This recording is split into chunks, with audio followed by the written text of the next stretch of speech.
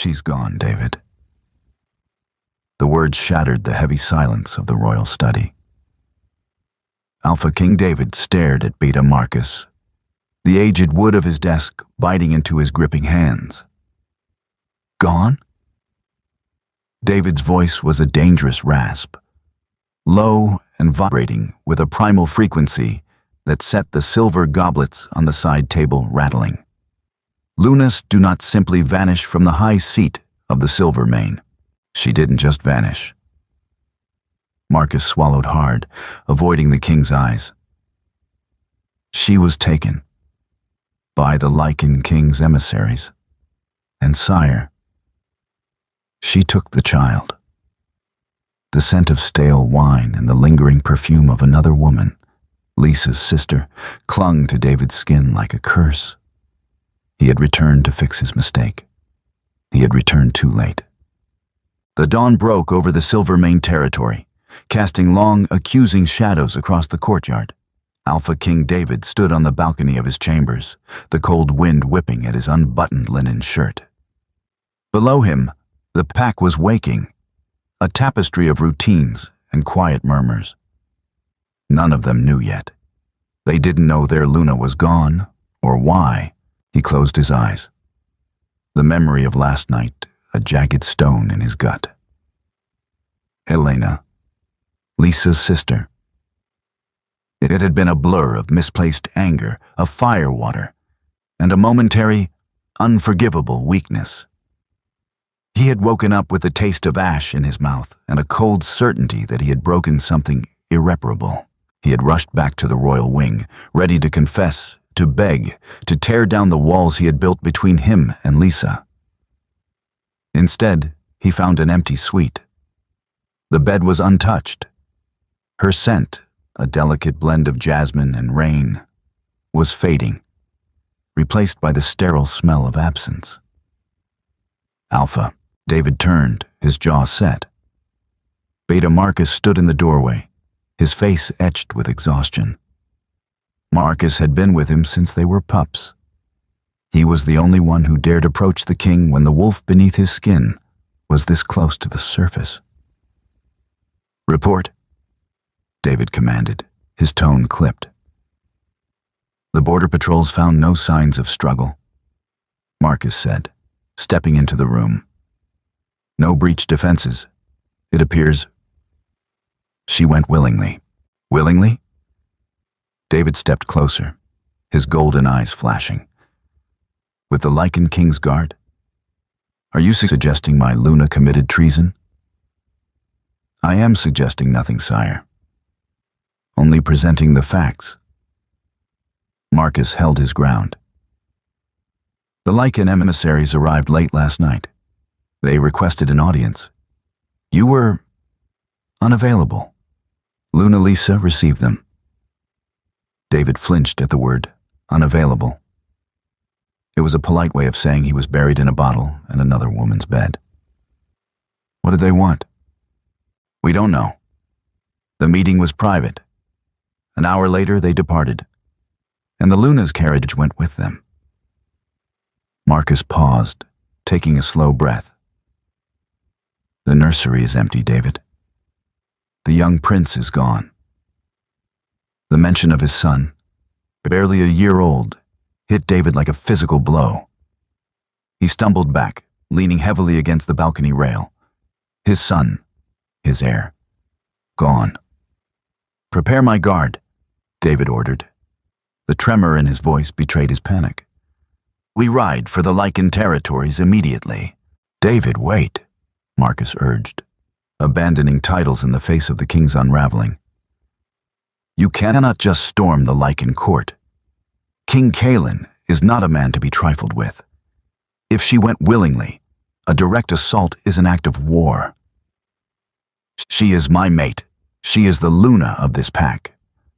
David roared, the sound echoing across the courtyard, startling a flock of ravens into the bruised sky. "I will not let some ancient monster steal my family." "And what of Elena?" The question hung in the air, toxic and heavy. David stared at his beta, the fight draining from him, replaced by a cold, sickening dread.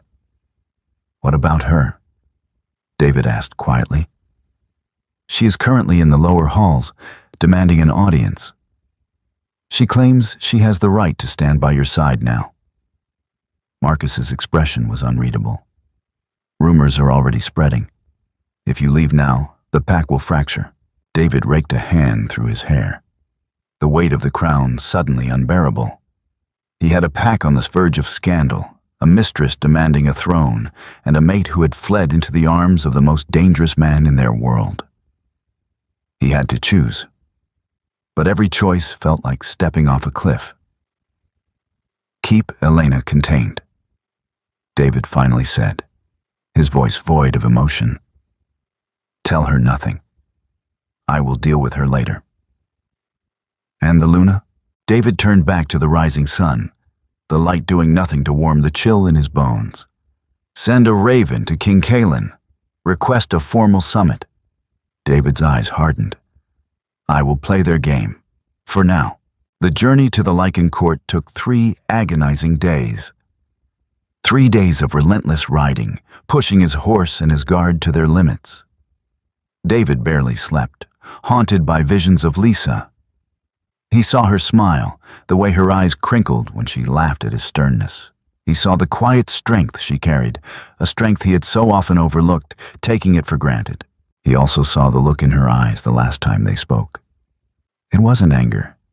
It was disappointment, a bone-deep weariness that he had failed to recognize. The Lycan territories were a stark contrast to the verdant lands of the Silver Mane. Here, the mountains clawed at the sky, rugged and unforgiving. The air was thinner, colder, carrying the scent of pine and ancient magic. The Lycan court, a sprawling fortress carved into the side of a sheer cliff, loomed ahead.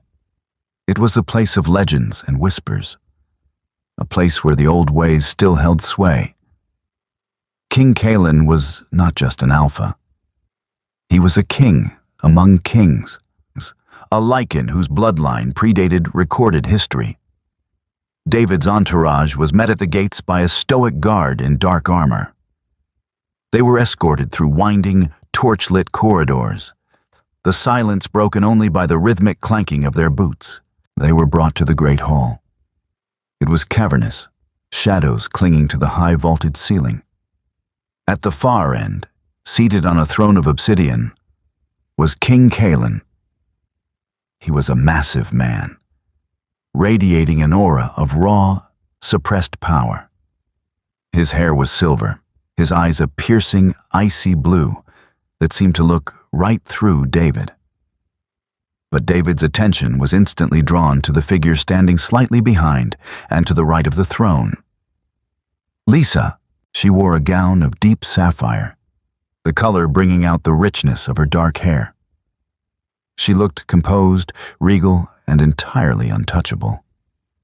She didn't look like a captive. She looked like a queen. "Alpha King David." Kalen's voice resonated through the hall, a deep rumble that vibrated in David's chest. "You requested an audience." "I came for my mate and my son," David stated, stepping forward, his posture rigid. He refused to look at Lisa, afraid his resolve would crumble. "Your mate?" Kalen raised a silver eyebrow, a faint, mocking smile playing on his lips. "I see no mate here. I see a woman who sought sanctuary." "Sanctuary from what?" David demanded, his temper flaring. "She is the Luna of the Silver Mane. Her place is by my side." "Is it?" The question didn't come from Kalen.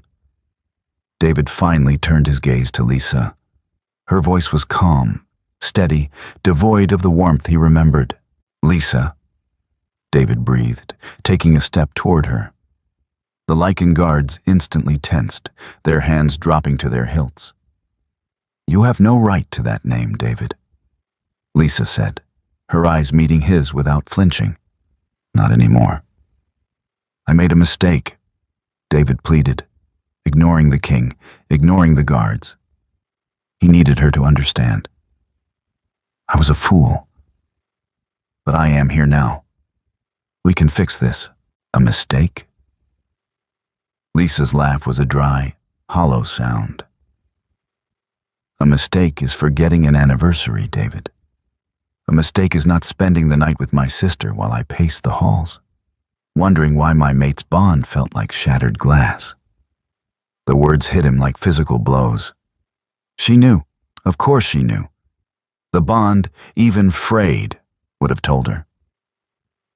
It meant nothing. He choked out, a desperate defense. That is the tragedy of it. Lisa replied quietly. You destroyed our family for something that meant nothing. I want my son, David demanded, his voice hardening, desperation turning into anger. You cannot keep the heir to the Silvermane from his father. Kaelin leaned forward, the mocking smile gone, replaced by a predatory stillness. The child is safe, Kaelin said softly. Safer here than in a pack where the alpha cannot even keep his own vows. He is under my protection now. You have no claim to him, David snarled, his wolf pushing against his skin, his eyes flashing gold. I have the only claim that matters, Kaelin replied, standing up. He towered over David, a monument of ancient power. The claim of sanctuary granted. You may leave, Alpha David, or you may stay and face the consequences of challenging me in my own hall. David stood there, his chest heaving, torn between the urge to shift and tear the hall apart, and the crushing realization that he had lost everything. He looked at Lisa one last time. She wasn't looking at him. Her gaze was fixed on the obsidian floor, a mask of perfect composure. He turned and walked away, the echo of his footsteps the only sound in the vast, cold hall. The ride back to the Silvermane territory was a descent into a nightmare. David rode in silence, his jaw locked, his eyes fixed on the horizon. The cold wind of the Lycan mountains bit through his cloak, but it was nothing compared to the icy void in his chest. Every rhythmic thud of his horse's hooves echoed Lisa's words. You have no right to that name. Not anymore. He had expected anger. He had expected tears, shouting, perhaps even a physical blow. Anything that signaled she still cared enough to fight him. But the cold detachment, the regal indifference she displayed while standing beside Kaelin, that was a blade twisting in his gut. Marcus rode beside him, maintaining a respectful distance. The beta knew better than to offer platitudes. The air around the Alpha King was thick with suppressed rage and a profound, sickening grief.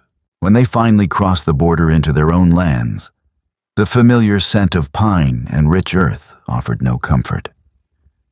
It only served as a stark reminder of what he had jeopardized. As the royal estate came into view, the tension in the air was palpable. Word had undoubtedly spread. The pack was anxious. They could feel the discord in the bond, the gaping hole where their Luna should be. David dismounted before his horse had fully stopped, tossing the reins to a waiting stable hand. He strode toward the main hall, Marcus trailing closely.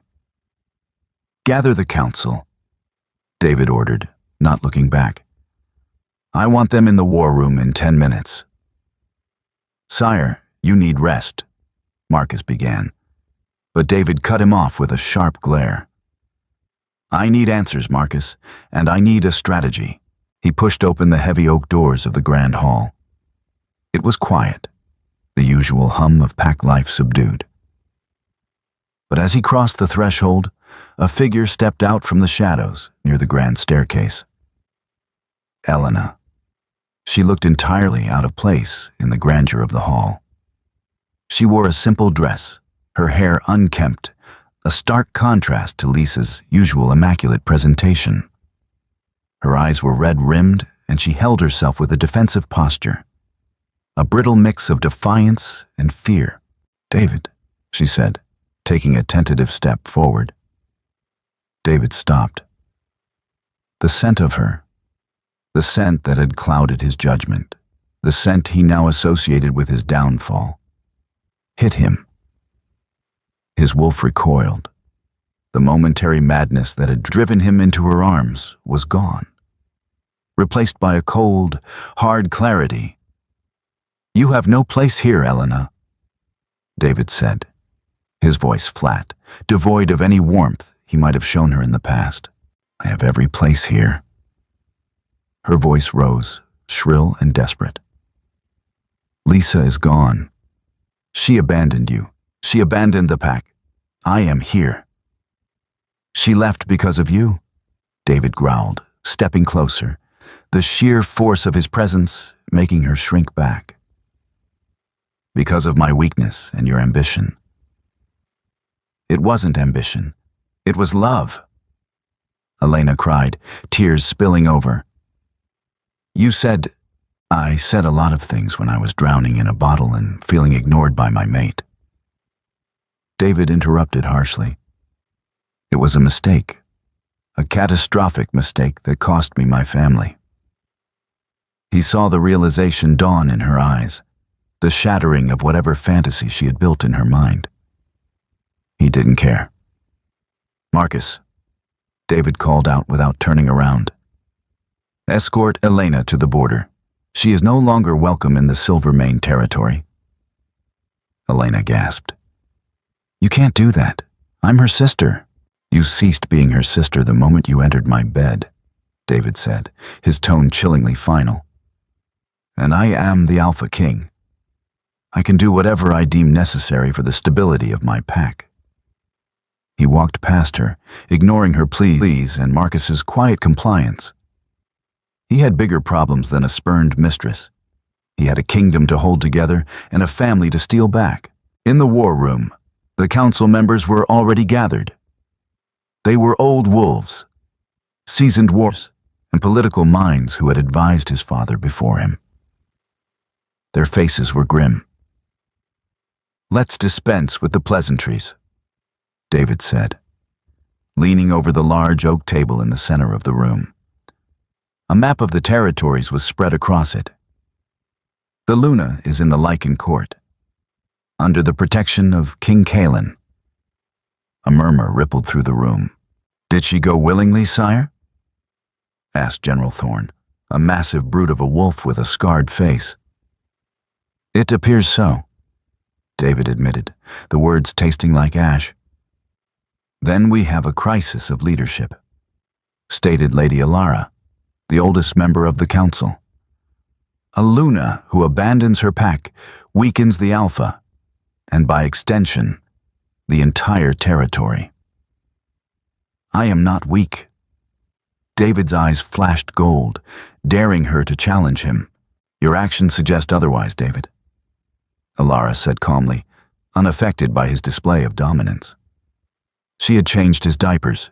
She wasn't afraid of his fangs. "The rumors concerning Elena." "Elena has been exiled." David cut her off. "That issue is handled." "It is a symptom, not the disease," Alara countered. "You fractured the bond. You drove her away. And now, she sits with our most powerful neighbor." "Kalen claims she sought sanctuary," David said, tracing the border of the Lycan territory on the map. "He has my son." Thorne slammed a fist on the table. "Then we march. We cannot let a Lycan hold the heir to the Silvermane hostage." "He is not a hostage," Marcus interjected, stepping into the room. "Kalen claims sanctuary. An attack would be an act of war against a force we cannot hope to defeat in a direct siege. The Lycan court is impregnable." "So we do nothing?" Thorne sneered. "No," David said softly, a dangerous edge returning to his voice. "We don't do nothing. We negotiate. We scheme. If I cannot take my family by force, I will take them by guile." He looked around the table, his gaze hardening. "Kalen may be ancient, but he is still a man. He has weaknesses. He has enemies. We will find them. We will exploit them. I will have my Luna and my son back, even if I have to burn the Lycan court to the ground to do it." The council remained silent. They saw the desperation in their king, the reckless fire that threatened to consume them all. David was walking a razor's edge, and one wrong step would plunge the Silvermane into a war they could not win. The Lycan court was not what Lisa had expected. She had anticipated a dungeon, or at best, a cold, austere confinement fitting a captive queen. Instead, she found herself in a suite of rooms that rivaled the opulence of the Silvermane Palace, though the aesthetic was distinctly different. Here, everything was carved stone, dark woods, and heavy furs. A massive fireplace dominated the main sitting room, keeping the mountain chill at bay. The windows were tall and arched, offering a breathtaking, if terrifying view of the sheer drop to the valley below. It was beautiful, wild, and undeniably a cage. She stood by the window, watching the snow begin to fall, a gentle dusting over the harsh landscape. In the adjoining room, her son Leo was sleeping peacefully. His presence was the only thing keeping her tethered to sanity. The first few days had been a blur of shock and adrenaline. When the bond had snapped, not broken, but severely damaged, vibrating with the sickening realization of David's betrayal, well, she hadn't thought. She had just acted.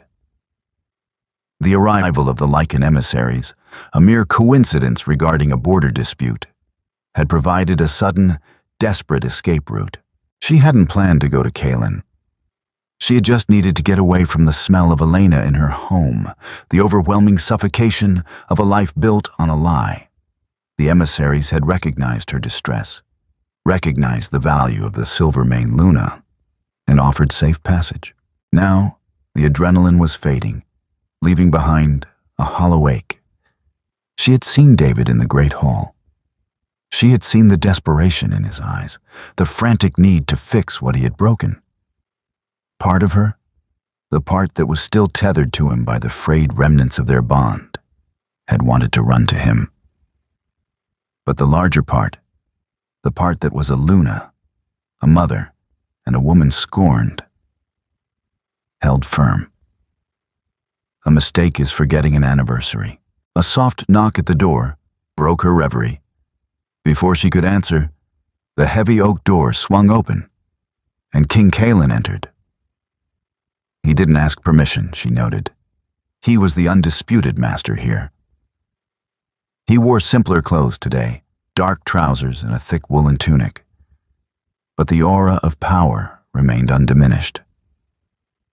"Luna Lisa," he said, his voice a low rumble. He didn't use her title mockingly, but rather as a statement of fact. "King Kalen," she replied, turning from the window but not stepping away from it. She kept her chin high, refusing to show intimidation. He walked to the center of the room, observing her with those piercing blue eyes. "Are the accommodations to your liking? The child is well." "The rooms are fine. Leo is safe. Thank you for the sanctuary." She kept her answers clipped, professional. Kalen offered a small, knowing smile. Sanctuary. It is a powerful word. It implies danger from which one needs protecting. "I needed distance," Lisa corrected. "Not necessarily protection." "Distance from a mate who cannot control his baser instincts," Kalen observed, moving toward the fireplace and holding his hands out to the flames. "A common failing among younger alphas. They let their wolves rule them. David is not weak." She found herself defending him, almost instinctively, before biting her tongue. She didn't want to discuss David with this ancient king. No, not weak. Just distracted. Kalen turned to face her. "You showed remarkable composure in the Great Hall. Many would have crumbled under the Alpha King's command. I am not one of his guards to be ordered around," she said, her voice firm. "No, you are not." He studied her for a long moment. "You are an interesting complication, Lisa of the Silver Mane. You arrived on my doorstep, uninvited, bringing the heir to a rival pack." "I can leave?" she said quickly, though the thought of venturing out into the freezing mountains with a toddler was terrifying. "If I am a complication, we will go." "And go where?" Kaelin asked softly. "Back to a mate who humiliated you? To a pack that will whisper behind your back? Or perhaps you plan to wander the rogue lands?" She had no answer. She had acted on instinct, not strategy. You are here now," Kaelin continued. "And here you will stay, for the time being, as my guest." "A guest usually has the freedom to leave," she pointed out. "A guest does not dictate terms to their host," Kaelin replied smoothly. He stepped closer, and for the first time, she felt the true weight of his presence. It wasn't the aggressive dominance of a young alpha. It was the suffocating pressure of a mountain. "What do you want, King Kaelin?" she asked, fighting the urge to step back. "You didn't take us in out of the goodness of your heart. Lycans do nothing without a purpose." His smile widened slightly, a flash of white teeth. "You are perceptive. I like that. What I want, Lisa, is leverage. The Silver Mane territories border mine. David is ambitious, perhaps too ambitious for his own good. Having his Luna and his heir in my keep ensures his good behavior. You are using us as hostages." "I prefer the term insurance policy," Kaelin said smoothly. "As long as David remains cooperative, you and the child will be treated with the utmost respect. You will lack for nothing. And if he doesn't cooperate?" Kaelin's eyes grew cold, the icy blue turning to flint. "Then I will remind him of the cost of defiance." He turned and walked toward the door, pausing with his hand on the iron handle. "Rest, Luna. We have a grand dinner this evening. I expect you to attend. It is important that my court sees you are well treated and securely held." The door closed with a heavy thud, the sound echoing in the opulent room. Lisa turned back to the window, the snow now falling heavily, obscuring the valley below. She had escaped one cage only to walk willingly into another. This one was gilded, yes, but the bars were made of ancient magic and political maneuvering. She was a pawn in a game she didn't fully understand, trapped between a mate who had broken her heart and a king who intended to use her to break her pack. She walked into the adjoining room and looked down at Leo. He was a piece of David, a piece of the life she thought she had. She gently stroked his soft hair. She couldn't rely on David to save her. She couldn't trust Kaelin. If she was going to survive this, if she was going to protect her son, she had to play the game better than both of them. The gown provided by Kaelin's servants was a masterpiece of midnight blue velvet, heavily embroidered with silver thread that mirrored the Lycan crest. It was beautiful, heavy, and felt distinctly like a collar. Lisa stood before the tall, clouded mirror in her chambers, her fingers tracing the rigid boning of the bodice. She refused to wear her hair down, as the handmaidens had suggested. Instead, she twisted it into a complex, severe braid, securing it with a pair of sharp, silver pins she had brought from Silver Mane. If she was to be a pawn, she would be a dangerous one. When the heavy oak doors of the great hall were thrown open for her, a wall of sound washed over her. Deep, booming laughter, the clatter of heavy pewter goblets, the tearing of meat. But as she crossed the threshold, the noise died. Dozens of Lycan lords and ladies turned their golden, icy blue and amber eyes upon her. The silence was heavy, oppressive, thick with the scent of predatory curiosity. Lisa kept her chin parallel to the floor, her steps measured and silent on the stone. She didn't look at the sprawling tables or the roaring hearths. She kept her eyes fixed on the raised dais at the far end, where King Kalen watched her approach like a spider watching a moth. Ah, the Luna of the Silver Mane graces us. Kalen's voice carried effortlessly through the cavernous hall. He gestured to the empty chair to his immediate right, a position of extreme honor and a blatant display of possession. Lysa took the seat gracefully, nodding her head a fraction of an inch. King Kalen, your hospitality is immense. We Lycans believe in providing for those who seek our hearth, Kalen replied smoothly, picking up a heavy goblet of dark wine. He turned to the hall. My lords, tonight we feast in honor of the sanctuary we provide. Let the world know that the Lycan court protects those who realize the frailty of lesser pacts. A low cheer rumbled through the room. Lysa felt a flush of heat in her cheeks, but she forced her hands to remain loosely folded in her lap. He was using her to publicly humiliate David and assert dominance over the Silver Mane. As the feast commenced, the differences between their kinds became starkly apparent. The meat served to the Lycans was bloody, barely seared, while hers was roasted to perfection.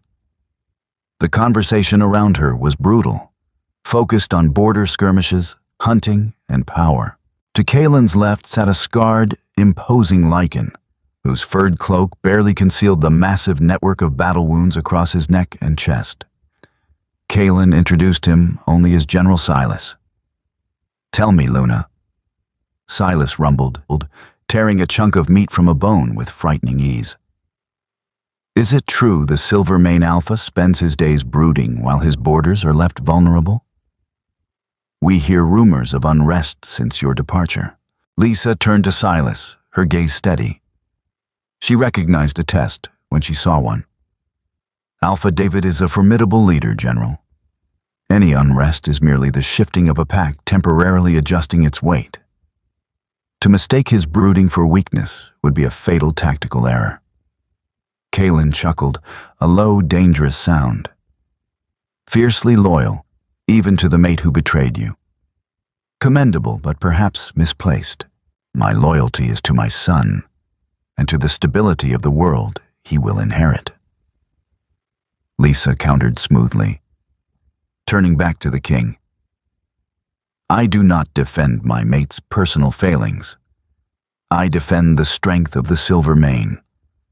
I suggest your generals do not underestimate them, regardless of who sits in this chair tonight. Silence stretched across the high table. Silas stopped chewing, his icy blue eyes fixed on her. For a heartbeat, Lysa thought she had gone too far. Then, a slow, grim smile stretched across Silas's scarred face.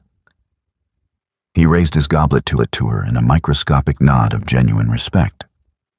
Kalen noticed the exchange. His smile didn't waver, but the temperature around him seemed to drop. A toast, then, Kalen announced, standing. To mothers, and the extraordinary lengths they will go to protect their young. Lysa stood with him, lifting her own glass. She drank the wine, her mind racing. Kalen was powerful, but he was arrogant. He ruled by fear and absolute strength. But Silas respected courage. If she was going to find a crack in this gilded cage, it wouldn't be through the king. It would be through the wolves who followed him. The air in the Silver Mane war room was thick with the scent of old parchment and fresh anxiety. 4 weeks had passed since Lysa and Leo had vanished into the mountains. 4 weeks of David pacing the stone floors until dawn, his wolf gnawing at the bars of his ribcage, demanding violence. The trade routes through the Whispering Pass have been completely sealed, sire, Marcus reported, tracing a heavily inked line on the map spread across the oak table. No Lycan caravans are getting through to the southern markets. We've effectively choked off their supply of refined silver and southern grains. And their response? David asked, his voice low, lacking its usual boom. He looked hollowed out, the shadows under his eyes speaking of sleepless, agonizing nights. Silence, mostly. General Thorne grumbled, leaning heavily on the table. They are proud beasts. They will starve before they beg. But we are hurting our own merchants in the process. The council is growing restless, David. Sealing the borders hurts us both. Let them hurt, David snapped, his golden eyes flashing with a sudden, feral intensity. We are already bleeding. A little economic starvation is the least of what Kaelin deserves. I want the squeeze tightened. No exceptions. If a single wagon bearing the Lycan crest gets within 10 miles of our border, burn it. The council members exchanged uneasy glances. This wasn't the measured, tactical alpha who had led them to prosperity. This was a wounded animal lashing out. David, Lady Alara said softly, her ancient eyes filled with a sad understanding. Starving Kaelin's merchants will not make him surrender Aluna. It will only provoke a physical retaliation. We are poking a sleeping bear with a very short stick. Then let him wake up. David slammed his fist onto the table, the wood groaning under the force. Let him march his monstrous army down from those cursed mountains. At least then I can fight him. And what of your son? Marcus interjected quietly. The words acted like ice water thrown on a fire. David's shoulders slumped, the sudden burst of rage evaporating, leaving only the crushing weight of reality. If war breaks out, the boy is caught in the middle. King Kaelin is using them as a shield. You cannot strike the shield without hitting what hides behind it. David turned away from the table, walking toward the tall, arched window that looked out over the courtyard.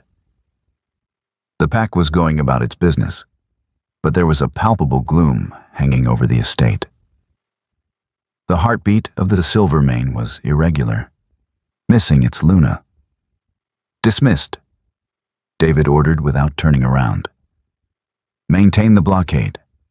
I will not hear another word of appeasement. The council filed out silently, leaving only Marcus behind. The beta stood in the center of the room, watching his king unravel. It was Elena, David whispered to the glass, fogging the pain with his breath. Marcus frowned. Elena is gone, David. Exiled to the rogue lands. Not just the betrayal, Marcus. David turned, his face etched in agony. It was the scent.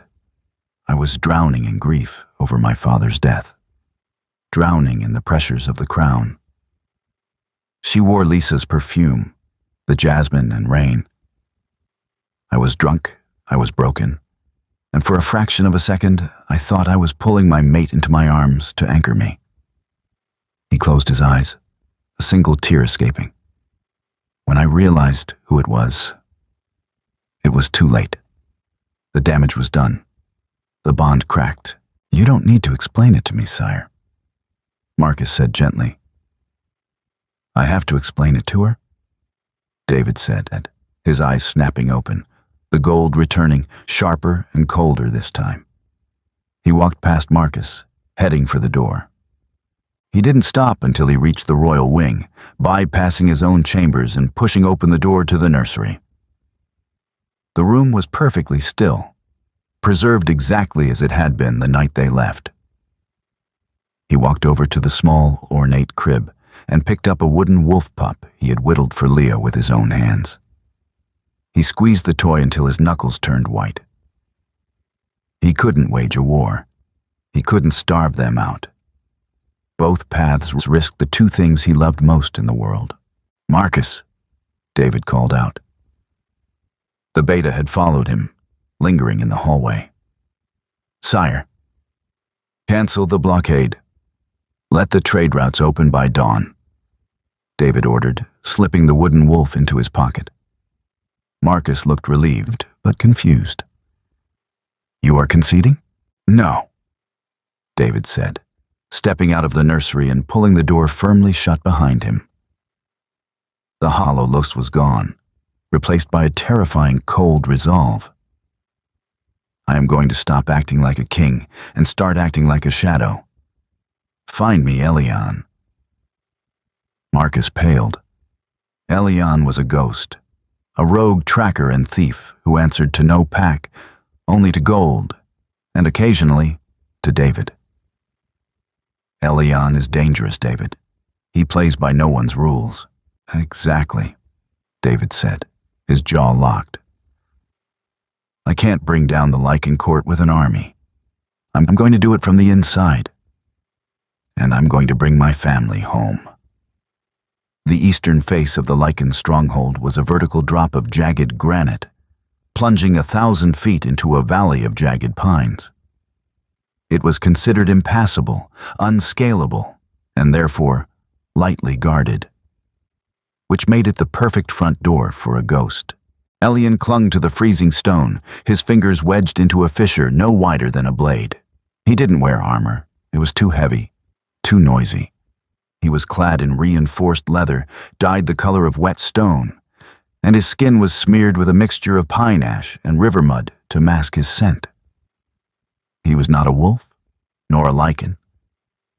He was something in between, a rogue born of mixed blood, who had long ago traded the concept of a pack for the cold, hard certainty of gold. The wind howled around him, tearing at his clothes and threatening to peel him off the cliff face. He paused, pressing his cheek against the icy rock, listening. Above him, the faint, rhythmic pacing of a Lycan sentry vibrated through the stone. 50 paces left.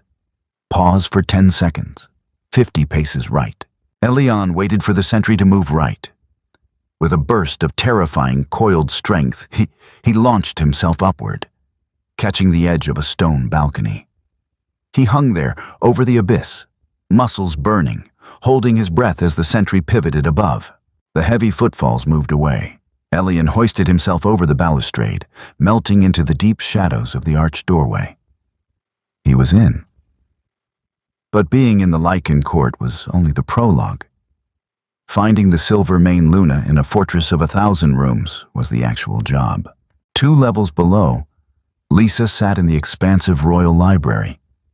It was a magnificent room, smelling of old leather, dust, and beeswax.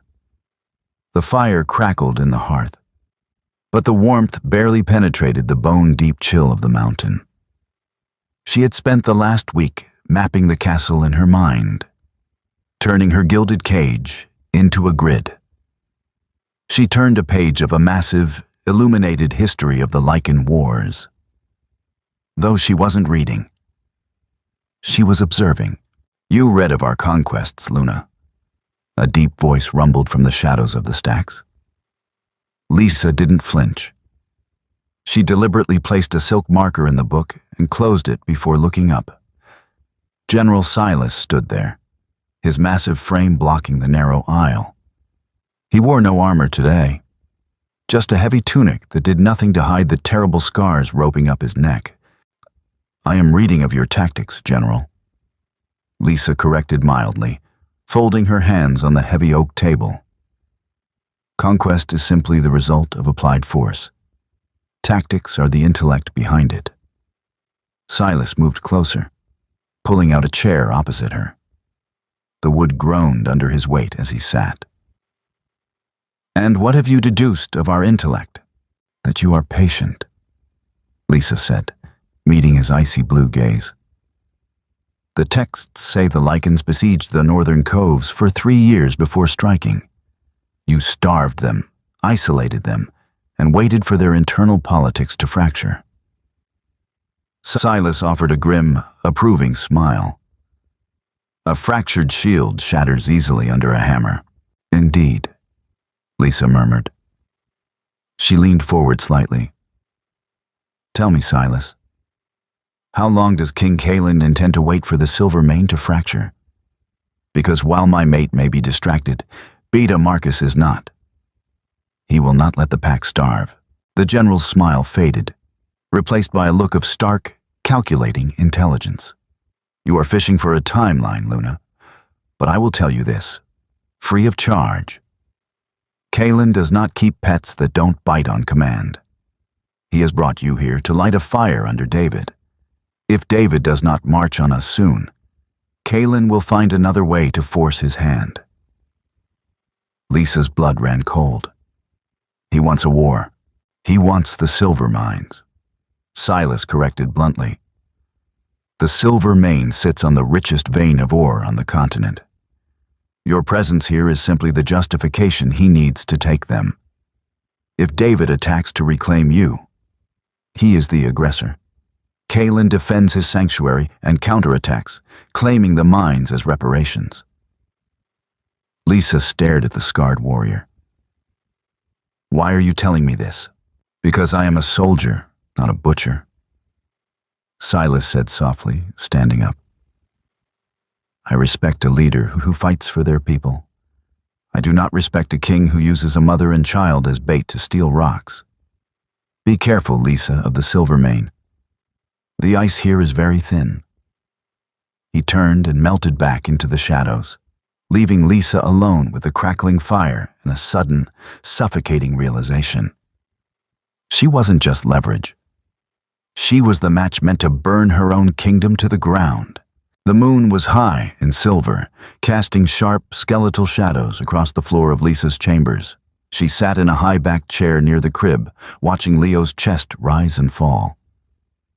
Silas's words echoed in her head, a persistent, rhythmic drumbeat of impending doom. She needed to get a message to Marcus.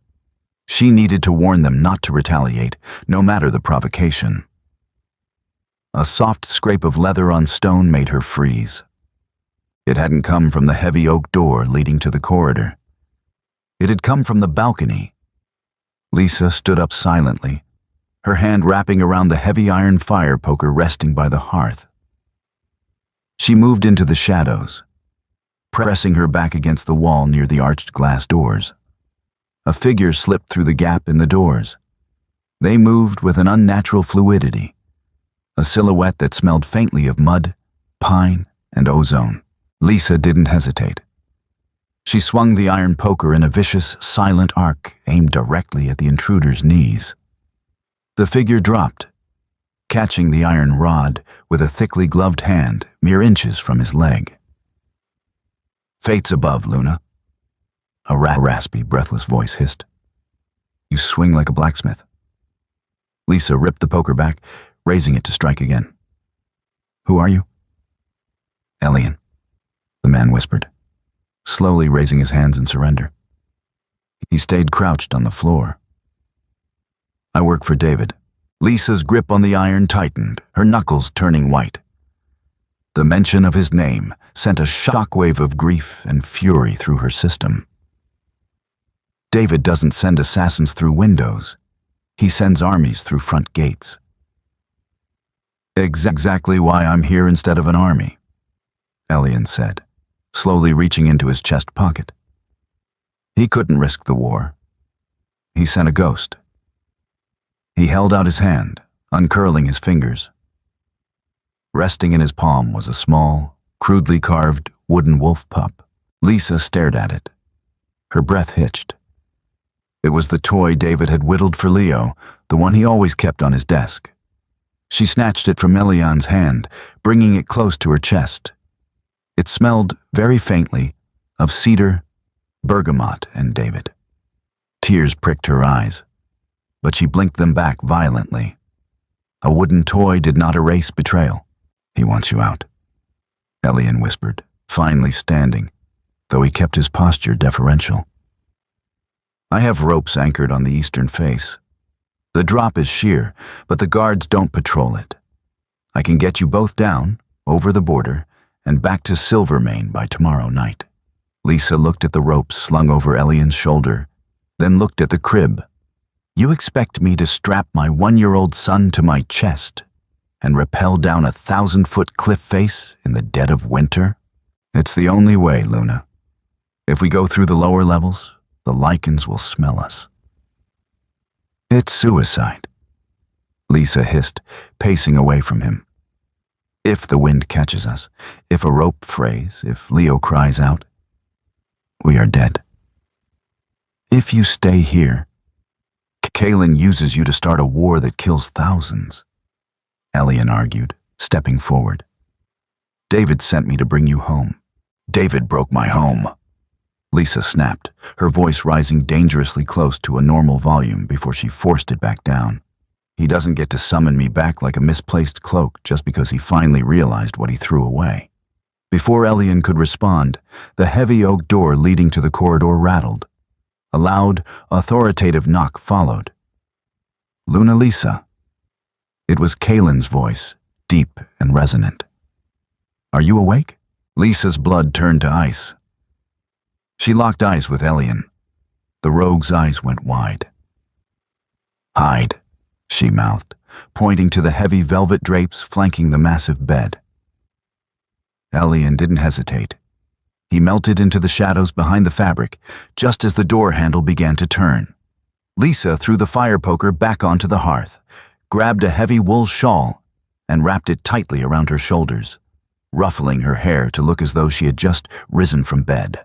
A moment, King Kaelin, she called out, her voice perfectly steady, laced with just the right amount of sleep-heavy irritation. She opened the door. Kaelin stood in the corridor, flanked by two immense guards. His eyes, predatory and sharp, swept over her, then immediately looked past her shoulder into the room. He didn't step in, but he tilted his head, taking a long, slow breath through his nose. Lisa's heart hammered against her ribs like a trapped bird.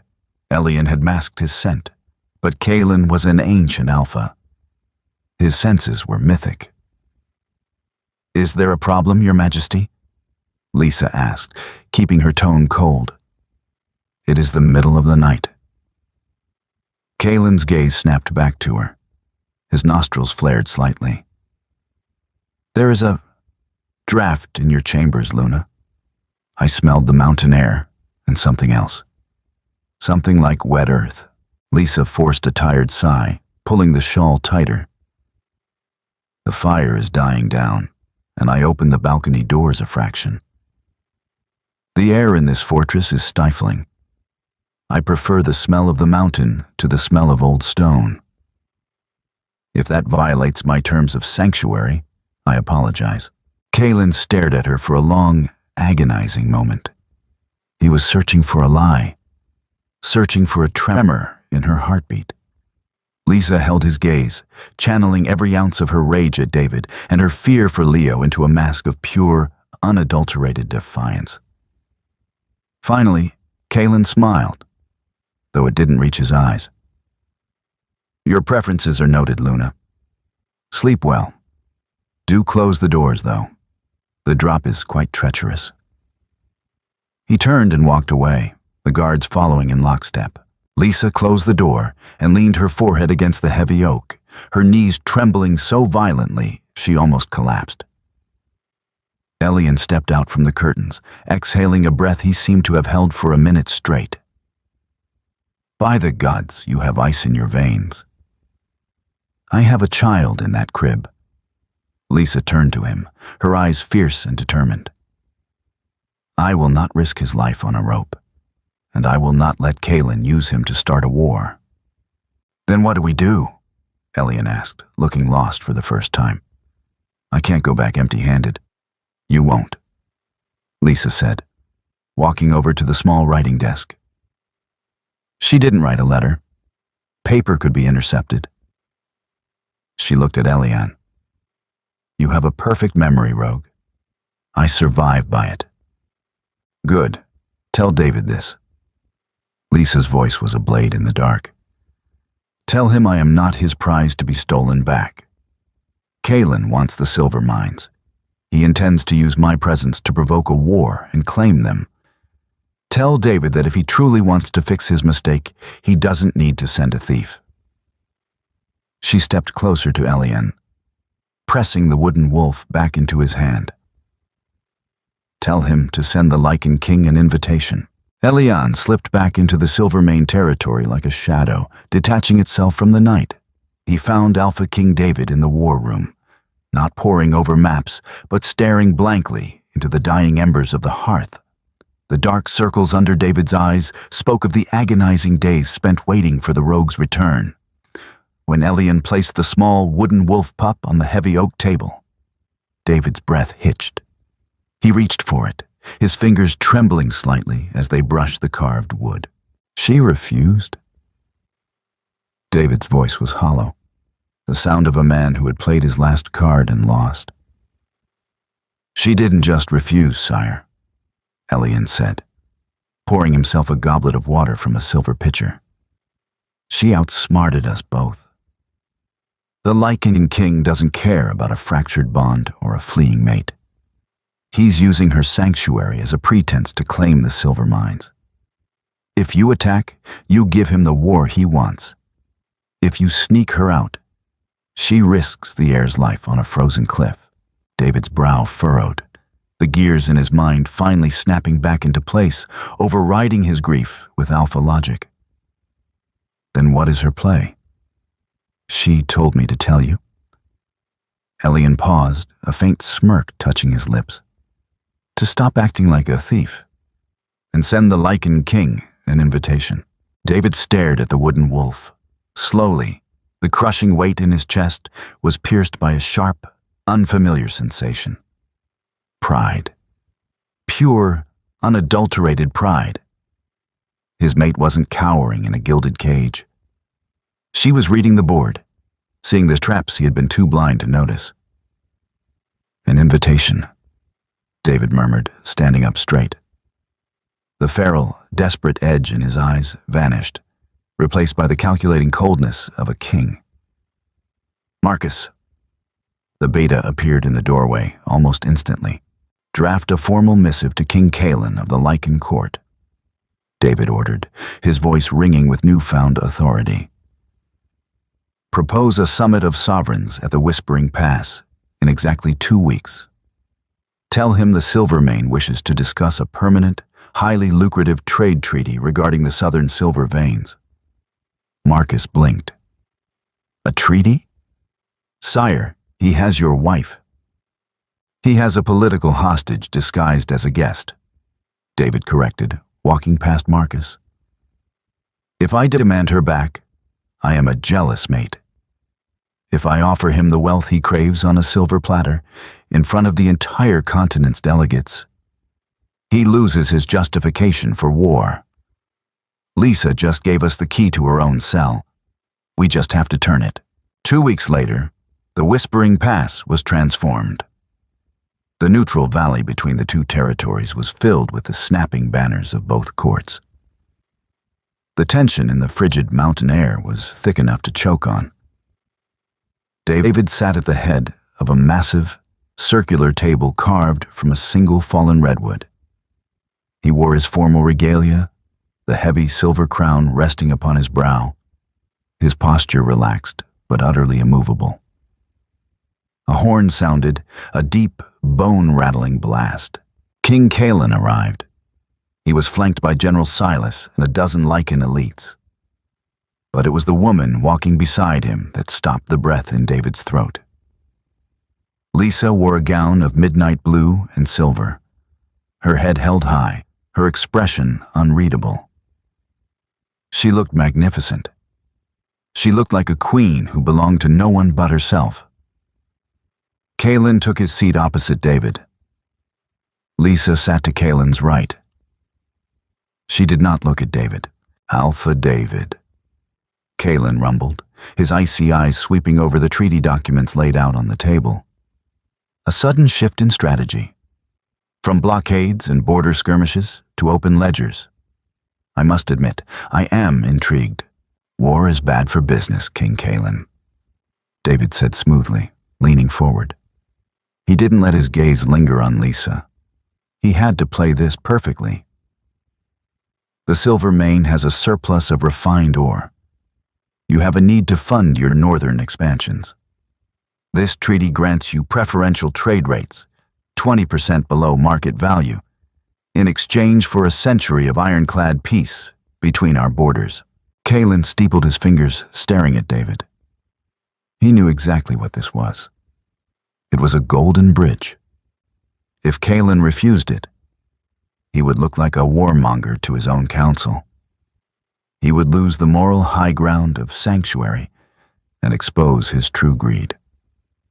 "It is a generous offer," Kaelin finally said, his voice a low purr of dangerous respect. "But a treaty requires trust, and trust is currently a fragile commodity. Trust is built on mutual benefit," David countered, his golden eyes locking with Kaelin's. "Sign the treaty, Kaelin. Secure your wealth, and let us end this theater." Kaelin looked at the parchment, then turned to Lysa. "What say you, Luna? Is this a trap laid by a desperate man?" Lysa finally raised her eyes.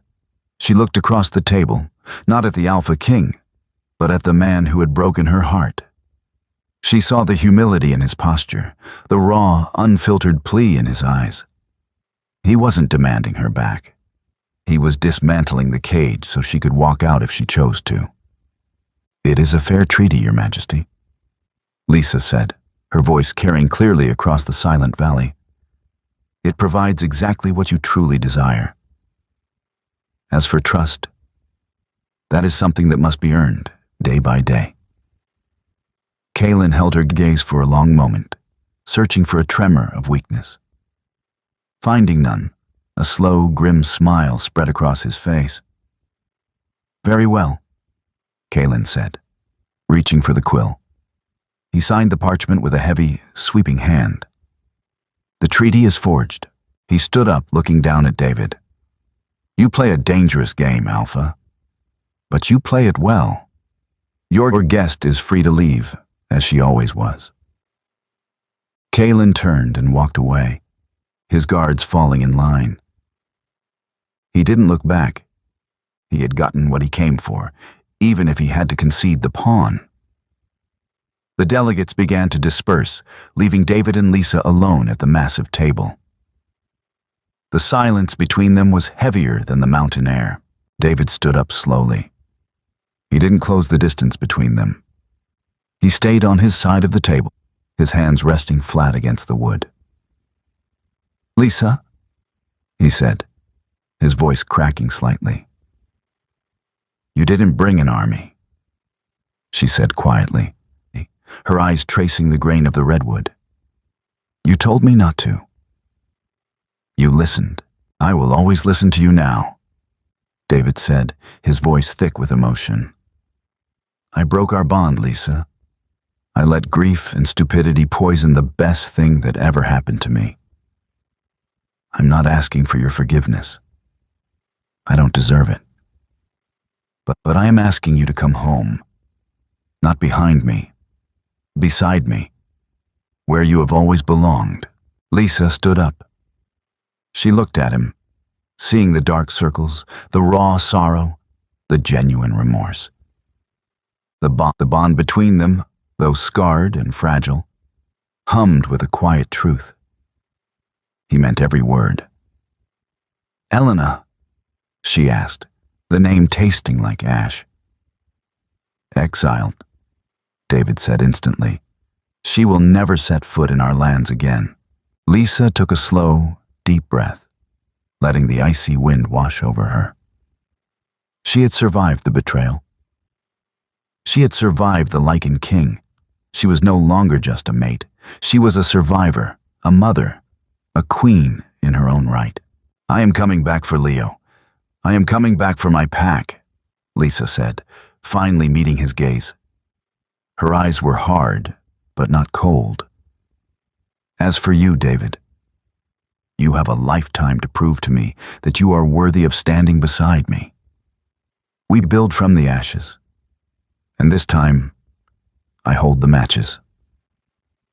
David bowed his head, a single tear cutting through the dust on his cheek. "As you command, my queen." The Silvermane pack thrived in the years that followed. The treaty held, bringing unprecedented prosperity, but the true strength of the territory lay in its Luna. Lysa ruled with a sharp intellect and a compassionate heart, her authority unquestioned. David walked beside her, a humbled king who spent every waking moment honoring the second chance he had been given. The scar on their bond never completely faded, but it became a reminder rather than a wound, a testament to a love that was shattered, reforged in the fires of betrayal, and made stronger at the broken places. If you enjoyed this journey of betrayal, strategy, and redemption, please like, share, and subscribe for more dramatic, real-life feeling romance fiction. Let us know in the comments what you thought of Lisa's brilliant strategy.